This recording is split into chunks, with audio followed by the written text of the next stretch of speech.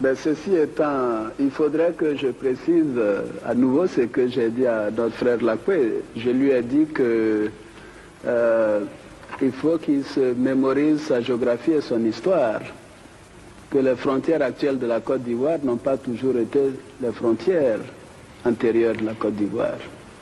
Et d'ailleurs, je vois que beaucoup de gens parlent d'intégration africaine. Moi, je souhaite que dans 10 ans, dans 20 ans, mais nous ayons une Côte d'Ivoire qui va au-delà d'Odiéné, au-delà de Bouna, de Bondoukou, etc. Au-delà de Ouangolodougou, etc. Que ce soit une Côte d'Ivoire avec peut-être un autre nom qui englobe le Mali, le Burkina, le Ghana, etc. Pourquoi pas? C'est ça la réalité. L'Europe vient de nous donner l'exemple. Pourtant, ils sont plus nombreux que nous, ils sont plus forts que nous, ils sont plus riches que nous. Nous allons rester dans notre micro-nationalisme, et je dirais même micro-régionalisme. Avec une capacité de production qui a augmenté de 60% entre 2011 et 2019 pour atteindre 2229 MW, le pays peut se permettre d'alimenter ses voisins. Abidjan ambitionne même de doubler sa capacité électrique actuelle au cours des prochaines années. La Côte d'Ivoire exporte déjà près de 11% de sa production nationale brute d'électricité vers 6 pays de la CEDEAO comme le Ghana, le Togo, le Bénin, le Burkina Faso, le Mali et le Libéria.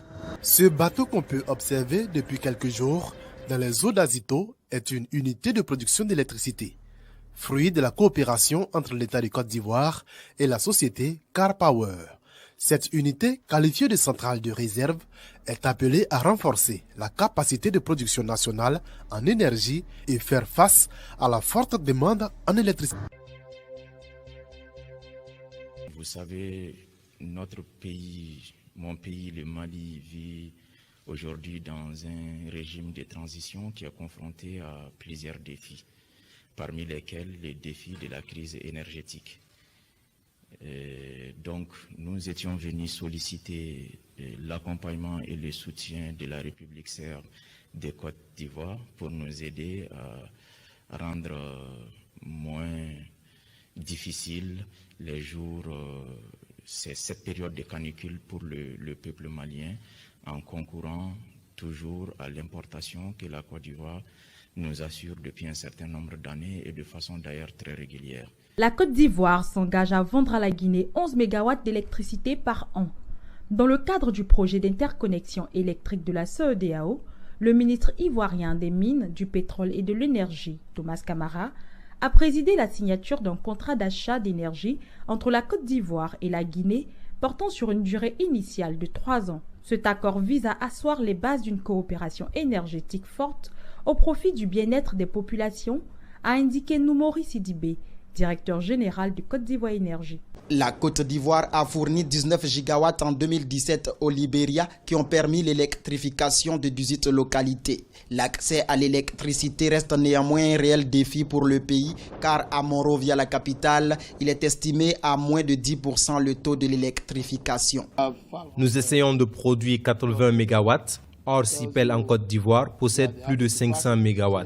Cela montre qu'il y a une réelle capacité ici, donc il est très important d'électrifier notre pays. C'est pourquoi, après les discussions avec les autorités ivoiriennes, nous allons dépêcher nos experts la semaine prochaine en Côte d'Ivoire pour trouver des solutions à ce problème d'accès à l'électricité. Le Libéria, la Sierra Leone, la Guinée et la Côte d'Ivoire ont déjà un projet commun de production d'électricité qui sera fonctionnel en 2019, lequel permettra à ces pays de produire 83 MW d'électricité.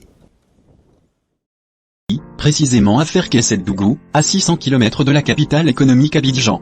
Le projet consiste à construire et exploiter les infrastructures du port sec de Ferkesset-Dougou afin de désengorger et rapprocher le port autonome d'Abidjan de ses partenaires régionaux, tels que le Mali, Burkina Faso et le Niger. Ces infrastructures comportent 3 composantes principales: une plateforme logistique, un dépôt d'hydrocarbures, un abattoir régional et un marché à bétail. Une zone industrielle pour le développement des activités de transformation des produits agricoles et miniers. Ce projet fait partie des projets prioritaires au niveau sous-régional. L'Union économique et monétaire ouest-africaine a également retenu le dit projet au programme économique régional. Les atouts commerciaux des régions frontalières telles que Sikasso au Mali et Bobo Dioulasso au Burkina Faso.